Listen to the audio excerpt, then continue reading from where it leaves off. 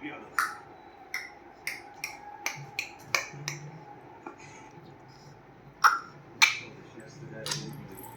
McNamara could barely move at the crease as well, and New Zealand's off spinners started to go a bit slower and a bit wider because he could barely